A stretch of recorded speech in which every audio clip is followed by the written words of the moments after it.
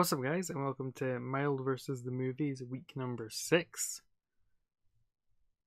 Just a little bit of housekeeping before we get into this week's episode. I spent the entirety of the RIPD review in the last one saying that I really enjoyed Kurt Russell when it was Jeff Bridges. I blame it on being on a bunch of painkillers at the time, so apologies for that. Doesn't matter. Still loved Jeff Bridges in it, and I still love Jeff Bridges, and I love Kurt Russell. So, to be fair, they do kind of look kind of similar if you look at them. If you look at Jeff Bridges in R.I.P.D. and Kurt Russell in The Hateful Eight. So that's my excuse. Getting into the episode proper now. For the first film I watched this week, I watched Velvet Buzzsaw on Netflix, a Netflix original movie, directed by Dan Gilroy from 2019. For our summary, we follow a group of people in the art scene as they discover a recently deceased outsider artist, but does his work have a power that they can't possibly comprehend? For my pros for this movie, Jake Gyllenhaal's performance, firstly. He's got a very fun character. The character he's playing wouldn't work if it was played by a less talented actor or was in lesser hands, but he really makes it work, and he's a really good character, and it's a really good performance by him. Secondly, I enjoyed the ensemble as a whole in this movie. So this movie has a lot of actors I like. There's John Malkovich is in it for a little bit, and he's one of my faves. Rene Russo's back. For those of you who don't know, Jake Gyllenhaal, Rene Russo were in Nightcrawler, which was also directed by Dan Gilroy. This is like his next film. He's brought them back. I don't blame them, because they're both really good actors. But the entire cast, across the board, are really good. It's a really well-acted movie. For my next pro, I really liked the story, and I quite like just the idea of the story as well. I don't want to go into too much detail, because, no spoilers here. But the idea behind the story I really like. For my next pro, the opening titles in this movie are gorgeous. I don't know if they actually are bunches of individual paintings to be the frames, like in Loving Vincent. That's like a film that's entirely hand-painted oil paintings for each frame of animation. I don't know if it's the same thing as that, but it's the same kind of effect, and it's really cool. I'm a big fan of opening titles in movies. Like proper opening titles, like Hitchcock would have, rather than just, text on the screen. I like something going on, and those are really good in this movie. For my next pro, I thought this film had some really good scares. So it is a horror movie, and I thought it had some really good scares. It has quite a few scary moments where you're a bit like, whoa. Not too many in the jump scare variety, which I was glad of. I'm not super keen on jump scares in horror films. I think they're a bit overdone, they're overplayed. But I think this film has quite a few scary moments in it where you're like, whoa, this is a bit unnerving. For my next pro, I quite like the commentary that's running through the film about art and about the art scene as a whole. As you can tell, Dan Gilroy's got a message that he wants to get across, and he does a very good job of getting it out there in a way that's easily accessible, I think. For my last pro, I really liked the ending. It's a good ending, and I liked it. For my overall rating, I gave this a 9 out of 10. I don't think I don't have a con, but I don't think not having any cons doesn't necessarily mean it's a 9 out of 10. The score isn't really a reflection on how many pros or how many cons, to be honest. And it didn't feel as good to me as, like, Nightcrawler. I don't like doing that, going like, oh, it wasn't as good as this movie, so that means it's not good. It was a really good movie. It felt like a 9 out of 10 rather than a 10 out of 10. I definitely enjoyed it. Do I think you should see it? Yes. Maybe not if you're a horror fan, because, it's scary, because it's a horror movie. But if you're just a fan of movies and you don't mind horror movies, definitely watch it. It's very good. Good cast, good acting, good story. Quite cool effects, actually. I was quite impressed by them. I forgot to mention those in my pros. A lot of the effects in this are pretty good. So yeah, definitely give it a watch, especially if you have Netflix and you just get it as part of your subscription. So definitely watch it. For my next film this week, I watched The Founder on Amazon Prime, directed by John Lee Hancock from 2017. For our plot summary, we follow Ray Kroc, the founder, in inverted commas, of McDonald's as he spearheads a national expansion while conflicting with the two McDonald brothers, Mac and Dick. For my pros, Michael Keaton's performance. He does a really good job in this movie. He's got an accent that he fully commits to, and kudos to him, because it's a tricky accent, and he holds it the whole way. I never noticed it faltering, so that's impressive. Secondly, the character he plays, our attitudes towards him and like how we view him in the story changes quite a bit as it progresses, and he's always giving the performance he needs to make you feel the way you should be feeling about this guy in scenes. And that's quite impressive, because, you know, to change how you feel about someone in the space of an hour is an incredibly tough thing to do, and he does it. He does it to great aplomb. He does a very good job. Secondly, I really enjoyed having Nick Offerman in this movie. He plays Dick McDonald, one of the two original founders of the McDonald's chain. He's really likable and everything, Nick Offerman. So I was just happy to see him. It's not like a big pro, I was happy to see Nick Offerman. Thirdly, I think the story is quite interesting. It's not something I knew about, and wow, it's a really interesting story to see how McDonald's sort of came to be what McDonald's is now. The only way I'd previously heard this story, this is very strange, is in a song by the musician Mark Knopfler from Dire Straits, has a song about Ray Kroc. I don't know if that's in the movie. I don't remember it being in the movie in the end credits. I'm surprised it's not, because, you know, not many biopics you can have a song about the person the movie's about. But yeah, that's the only reason I'd heard of bits of it before. And it's quite interesting seeing those bits crop up in the movie. So for my cons now, firstly, I think the film's a bit too sentimental in tone at times. It is quite cynical at points, given the kind of person Ray Kroc is. But in particular, when we're discussing, there's a section where we discuss the McDonald brothers' origin story, basically. And it's kind of really twee is probably the right word. It's just a bit too sentimental and schmaltzy, and it doesn't ring true. Like, it doesn't feel real. It feels like something more from a Lifetime movie, you know, where it's like, this isn't a real conversation that people would have, because it's them explaining their backstory to Kroc. I'll tell you that, that's not a spoiler. Something about it's kind of off. Speaking of that same portion of the film, I wasn't keen on how, this is my next con, by the way, I wasn't keen on how the presentation of the brothers' backstory was done. It's done with, like, pictures and, like, weird kind of clips where it's like a picture of people looking one way and then people looking the other way. Like, if something goes past them, they, like, look one way and there's a photo of them looking the other way.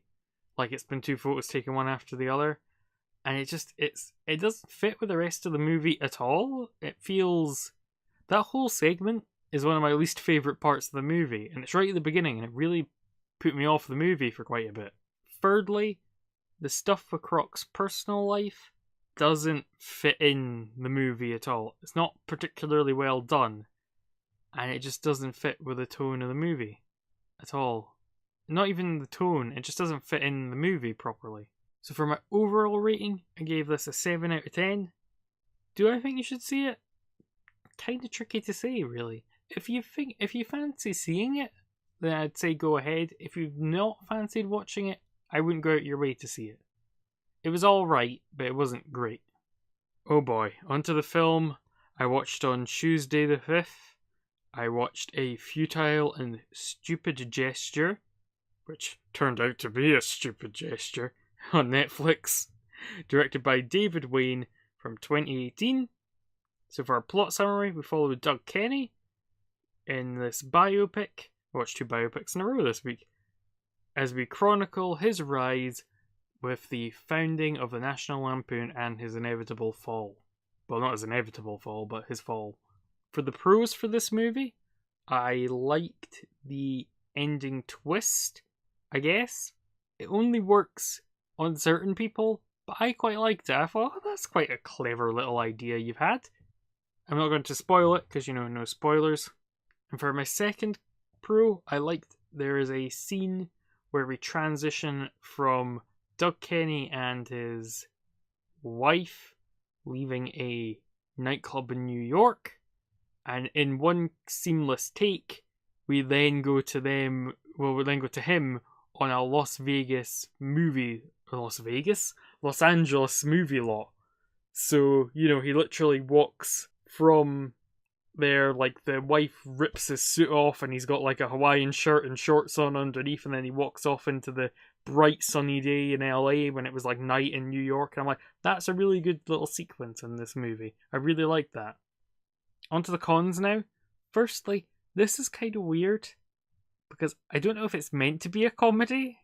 I think it is, and it's not that funny. I think it is meant to be a comedy. Well, first of all, I know it's a biopic, but there are jokes in it. Like, we have a elderly Doug Kenny is like narrating this movie, and he makes jokes, for example, when he's getting interviewed.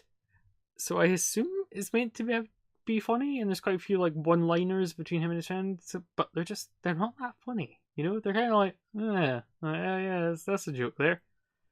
Like, okay, I think there was like a couple that did make me laugh, but they were kind of like, haha, yeah. Like that kind of laugh, rather than a proper laugh. For my second con, I'll say the terrible casting of some of the actors. Now, there are a lot of famous people in this movie, obviously, because they're the people that were in the first two National Lampoon movies, which were Caddyshack and Animal House. So you've got like a John Belushi's there. You've got like a lot of Saturday Night Live people there. So Bill Murray's in it. Well, actors playing like Chevy Chase and people like that. And they all look absolutely nothing like the people. Like, Belushi is probably the worst one, I think, because he's just like a fat man. And that's about the only thing he's got in common. I don't think he looks like Belushi at all. I think a lot of them were chosen because they can do the voices quite well. Like, the guy who plays Bill Murray specifically does a really good Bill Murray impression. Doesn't look like him at all, but he does a pretty good impression of Bill Murray.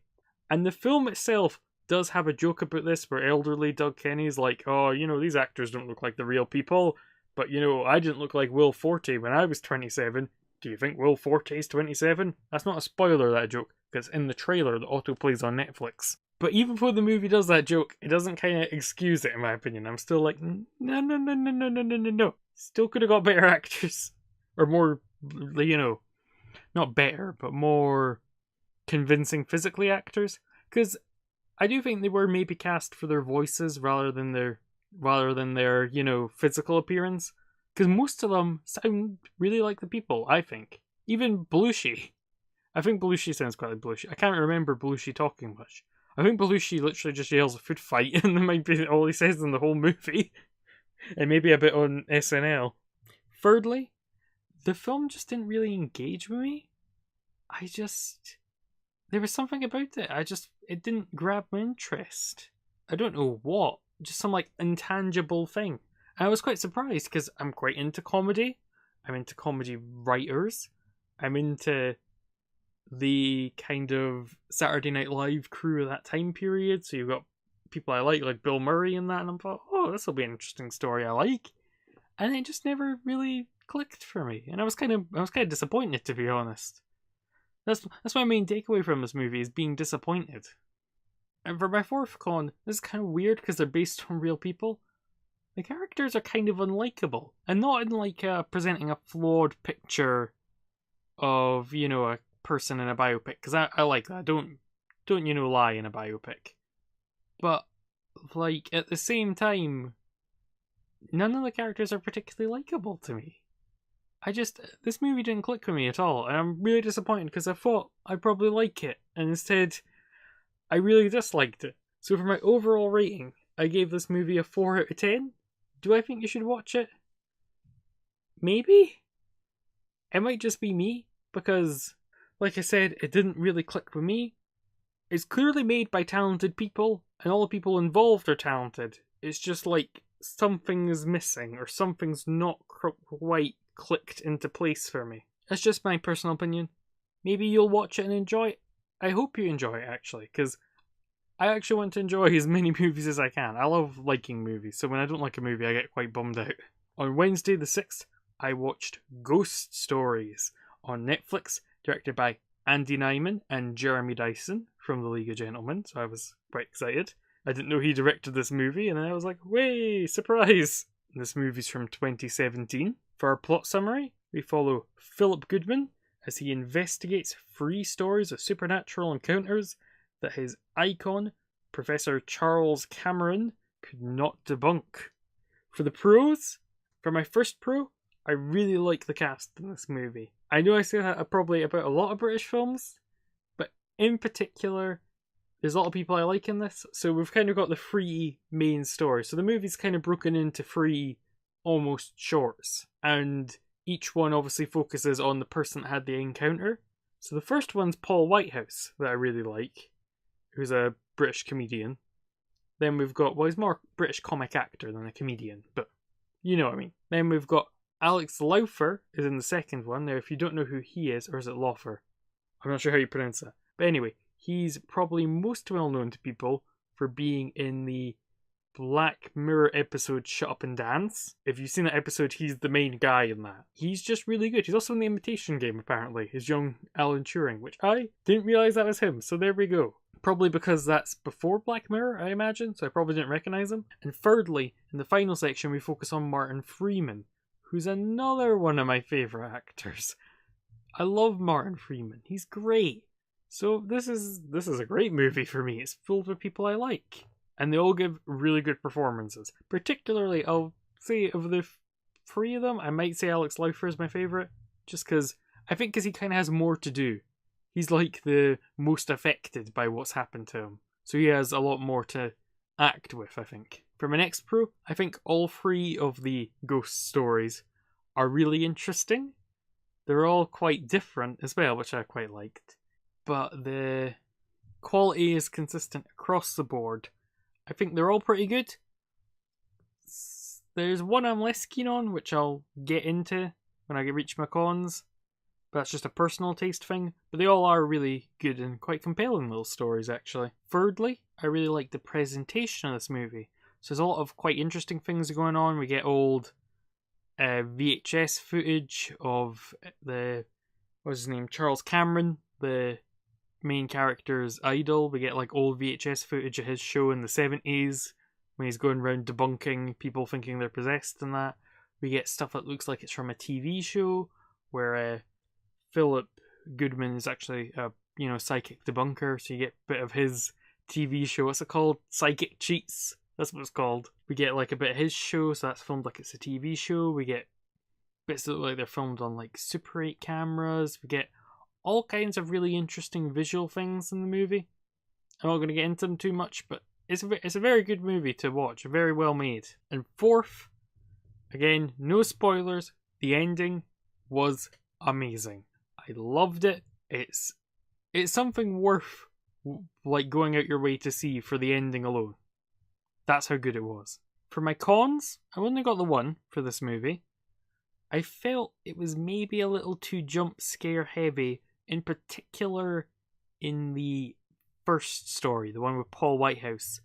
That one is a bit too jump scare for me. When the horror starts to crank up. And I'm not so keen on jump scares. I think I've mentioned that before. I kind of like my slow building horrors. Like, I actually preferred the second story, I think, of the 3, because that had like elements in that, but not really. It never had any. Well, it did have one, I guess. Did it have any jump scares? No, I guess it kind of had one. But I like one's all right. The Paul Whitehouse one just had a bit too many for my liking. But again, that's just personal taste. For my overall rating, I gave this movie an 8 out of 10. Do I think you should watch it? Yes. If you're a fan of horror, you should check this out, because I don't know how well known it was. Also, one of the things I really liked about this, I need to bring this up. This movie had the weirdest poster campaign I've ever seen. So I couldn't find one of the posters because it would have been the one on this video, but it was more the ones on the bus, because I remember I spotted it and I was like, am I seeing that correctly? Which is kind of funny. So part of the tagline of the movie is the brain sees what it wants to see. That's kind of the tagline of the movie, because it's like what the kind of supernatural debunkers kind of say to themselves, that, you know, there's not the supernatural, you're just seeing what you want to see. You know, what your brain's going, that's what's happening. To tie in with that, they had a poster campaign where they had buses that had ghost stories, you know, the brain sees what it wants to see, and it's mistyped, so it's ghost store is. And the brain sees what it wants to see, so you'll see it as ghost stories. But I saw it misprinted, and I was like, I never saw the tagline at the time, and I was like, why is that bus got a typo on it? But I really like that. It's really clever. It's a really clever movie. It's a really good movie, and I hope Andy Nyman and Jeremy Dyson make more stuff together, because this is really good.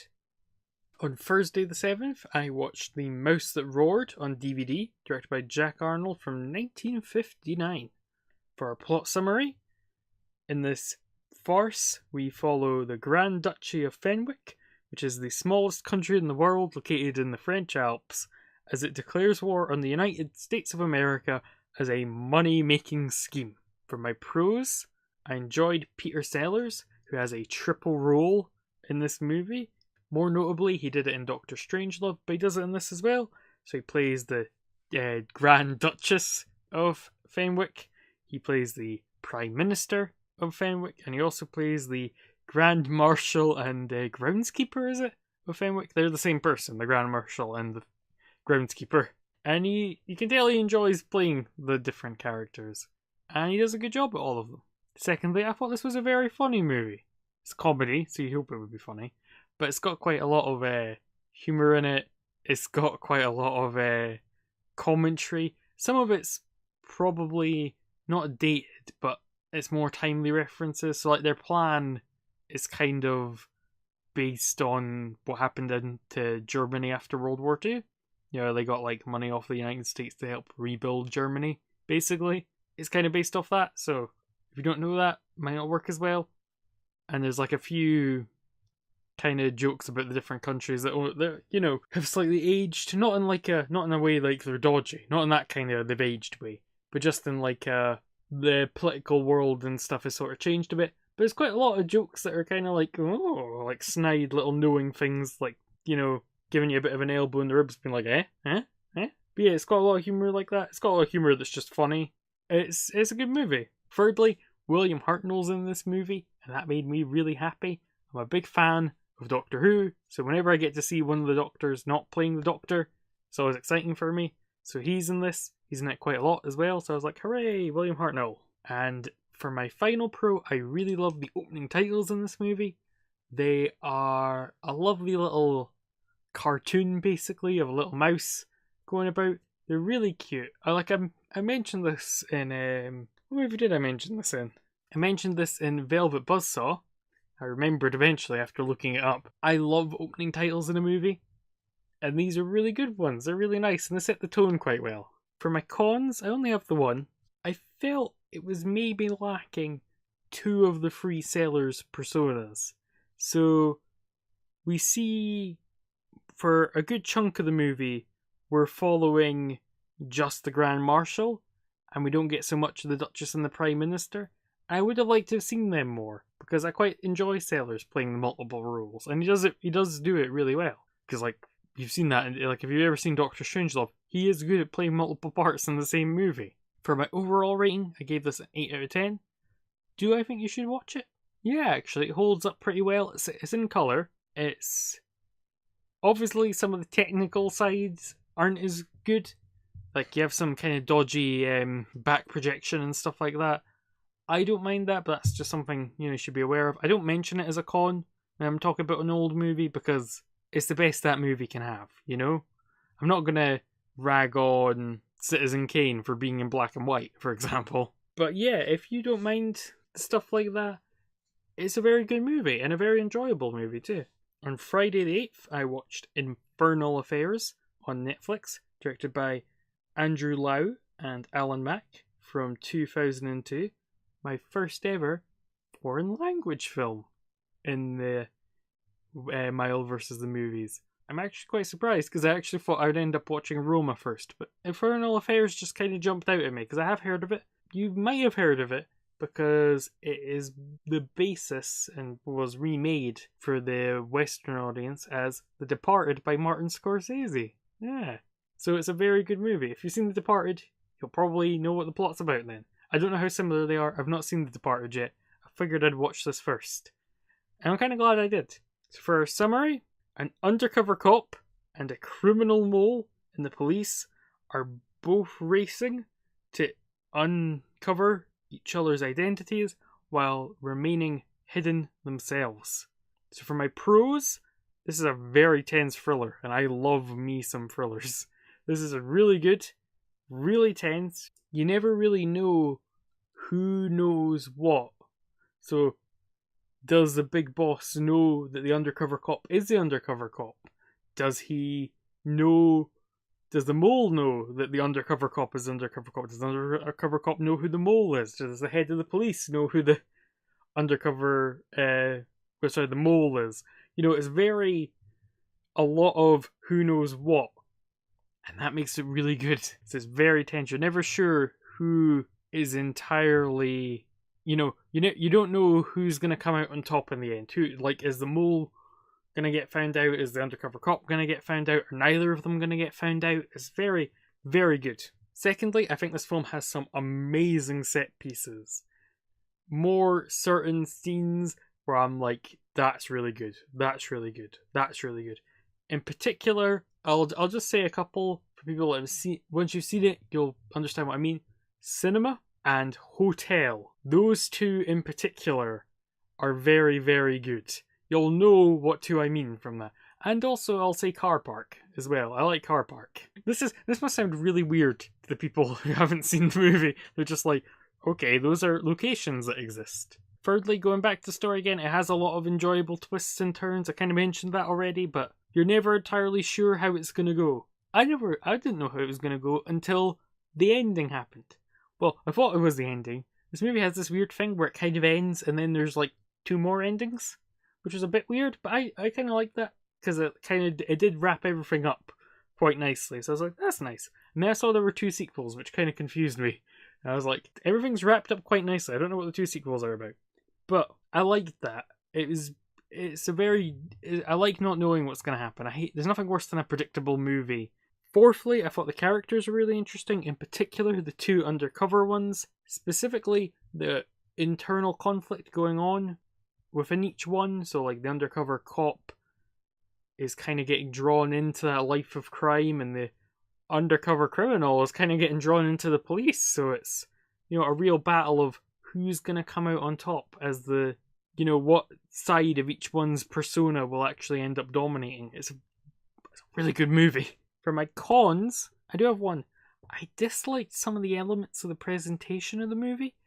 I don't know if that's just a cultural thing, where it's like a Hong Kong-based movie. Well, it's a Hong Kong-based movie, it's a Hong Kong-made movie. For my cons, I only have one really, and that's, I dislike some elements of the presentation. I don't know if that's just because it's a Hong Kong movie, so it's quite a different culture. I don't know if that's just how films are made over there. There's certain elements about how things are filmed, and in particular the music in some scenes just kind of is a bit off to me. Again, I think it's maybe just a cultural thing, because this is the first Hong Kong movie I've ever watched. Well, that I can think of. So I think that's probably the reason.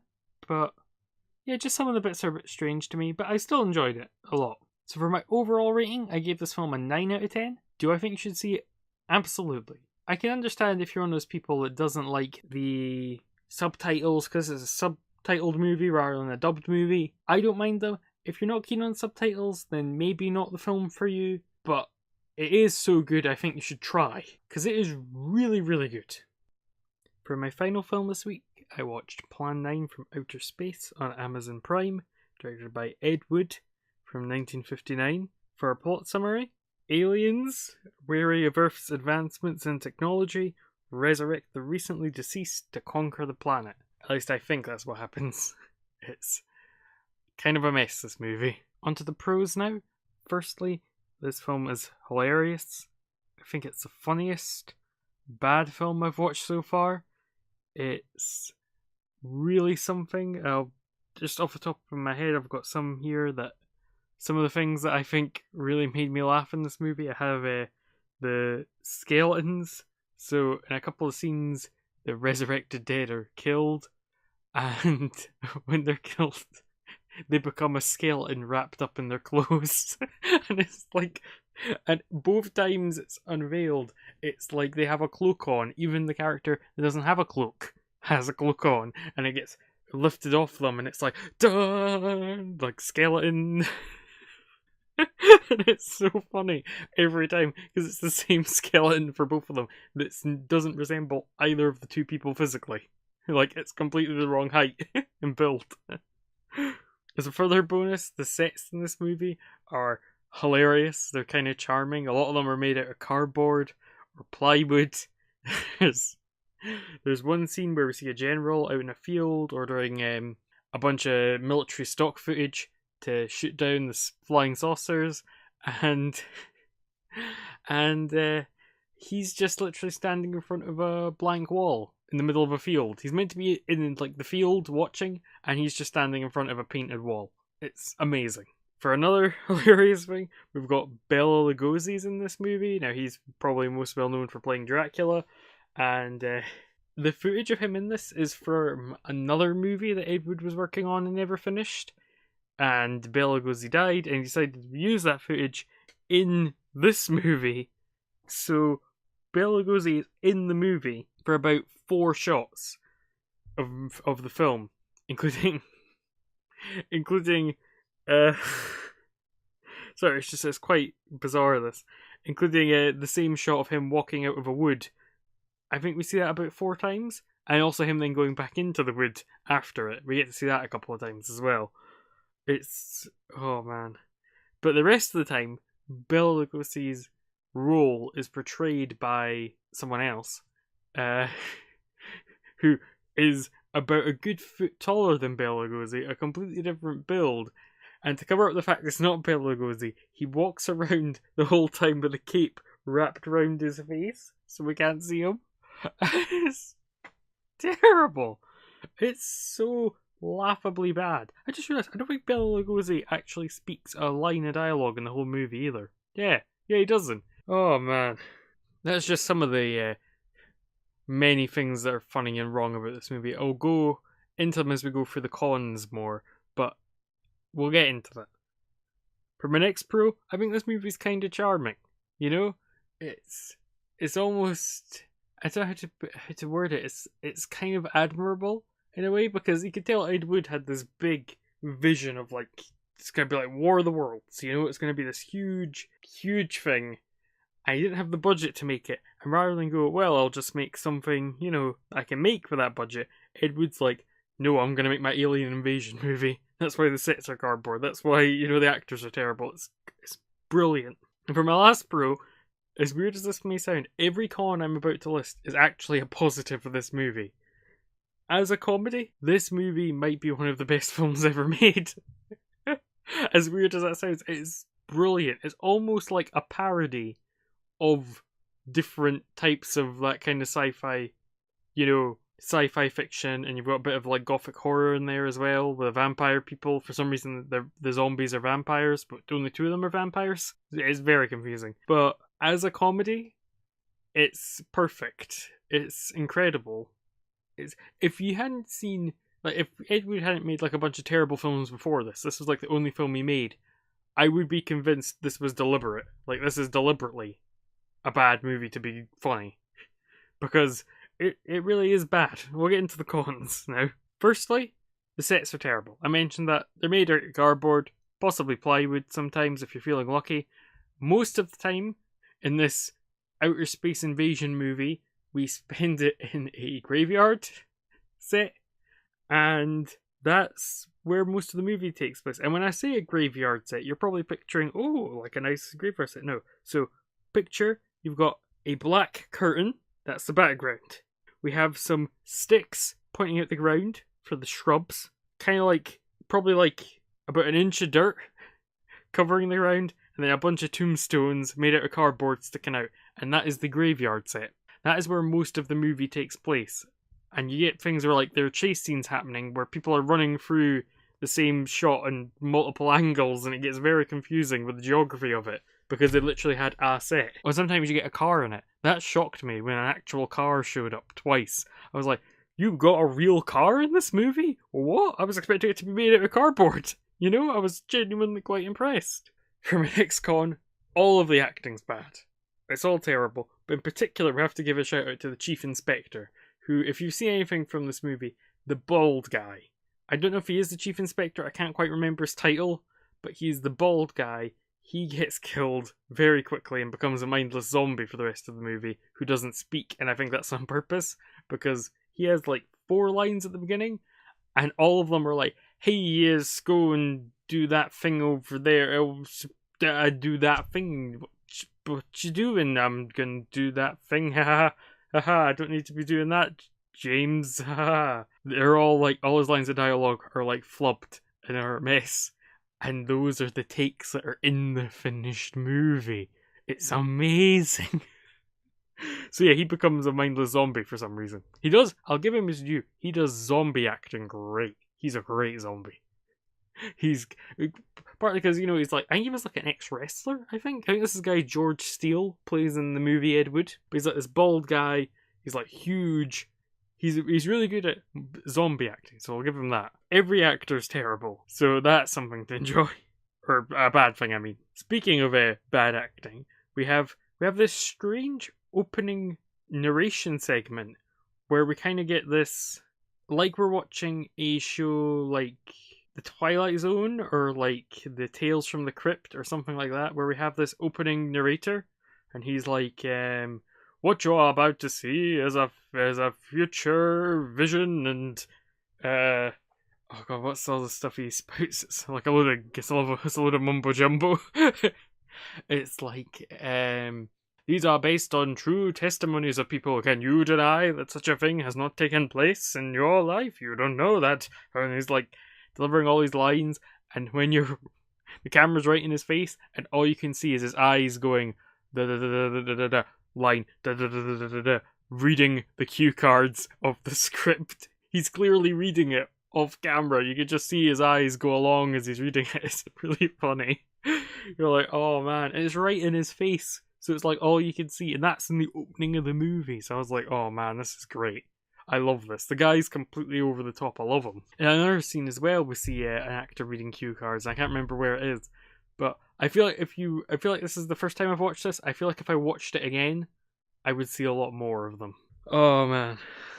As another con, in the epic finale of Plan 9 from Outer Space, where we actually get the graveyard people interacting with the space people for the one day they could both be on the same set, I think, there's a fight scene, and it is some of the worst fighting I've ever seen in a movie. It's that kind of, you know, if you were to watch a movie making fun of bad movie fight scenes, where like, oh, I'm going to punch you now, and like the punch is like 20 feet away from them.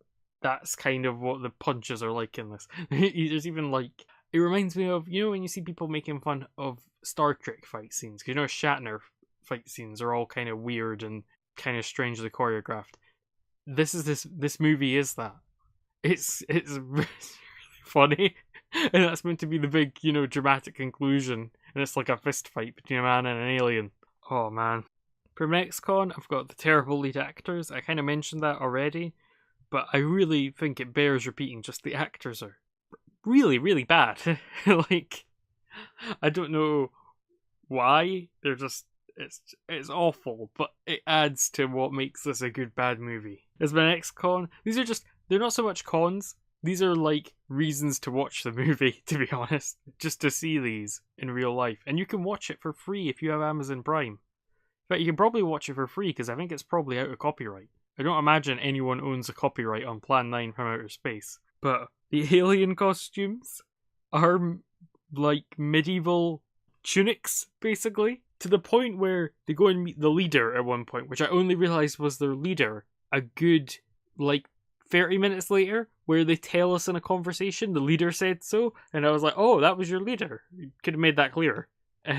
But their leader has one, and has a bloody halberd on it, like a medieval weapon, on a shield on his chest. I'm like, oh my god, these are medieval outfits that he's nicked from some other movie. He's going in like, the production thing. Solomon went, I'll take those, stick some shiny stuff on them. Hey, space costume. Oh, Ed. This movie kind of makes me love Ed Wood. He's like, I think I've got a new icon in films. He's great. My one only con, I do actually have a con that's not just a bad thing about this movie, because all these cons, ignore them. Watch this movie. This one con is something I stick with. It does have that overbearing soundtrack that I hate in a lot of old movies, where it's like dun, dun, dun, dun, dun, dun, dun, dun.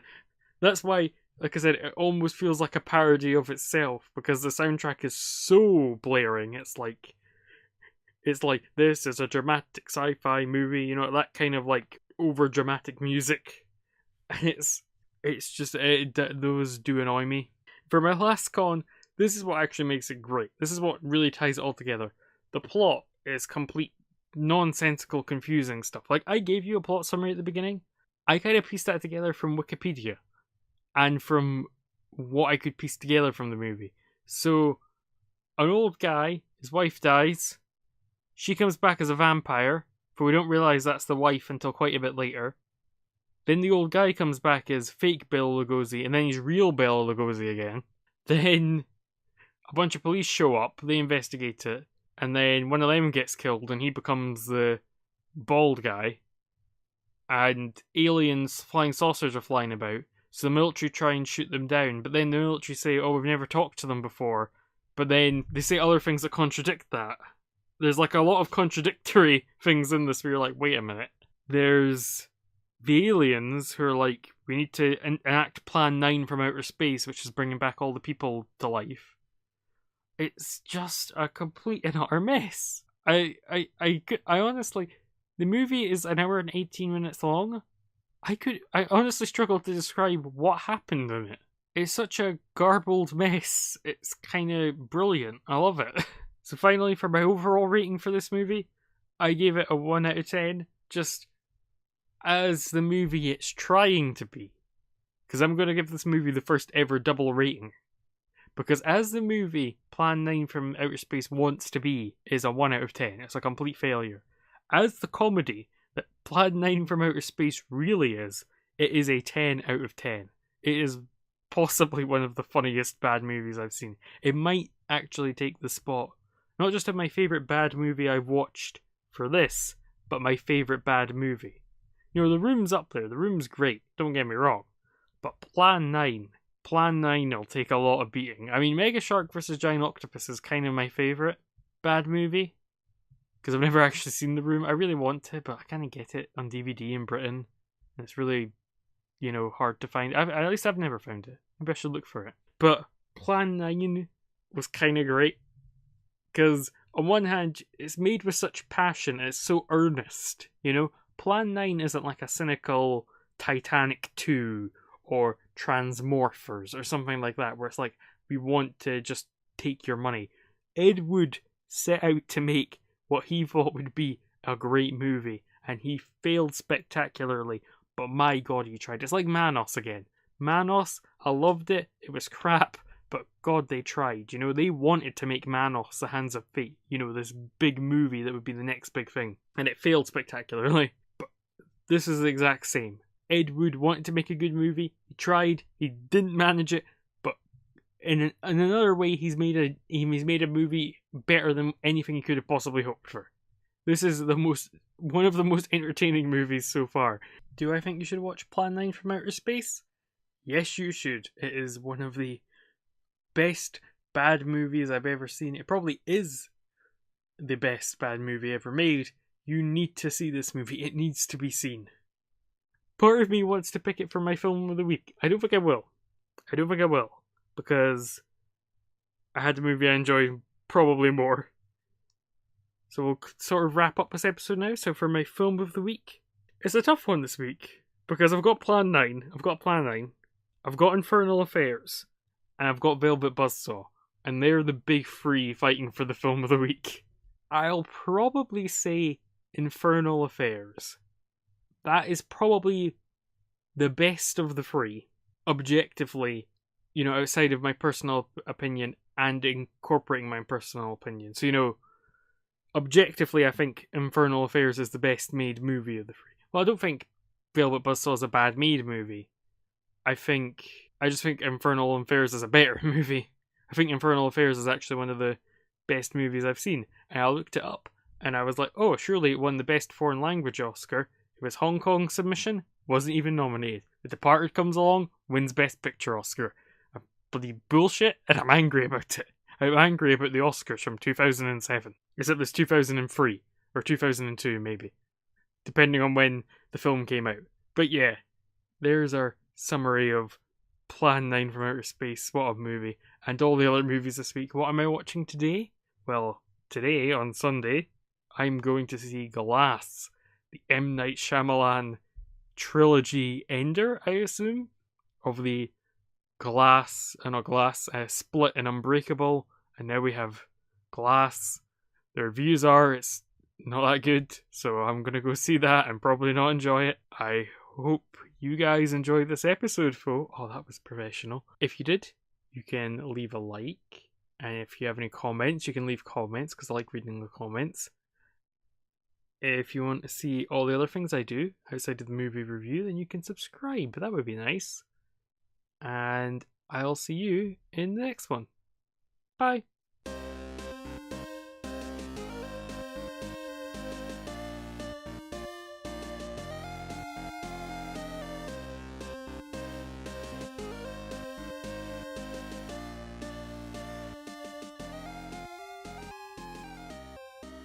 Why is that bus got a typo on it?